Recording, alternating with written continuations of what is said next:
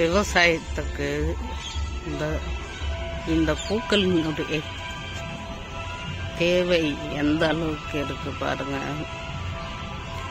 விவசாய நிலத்துங்கள்ல இது மாதிரி மூளைக்கு மூளைக்கு இந்த செடியை வச்சு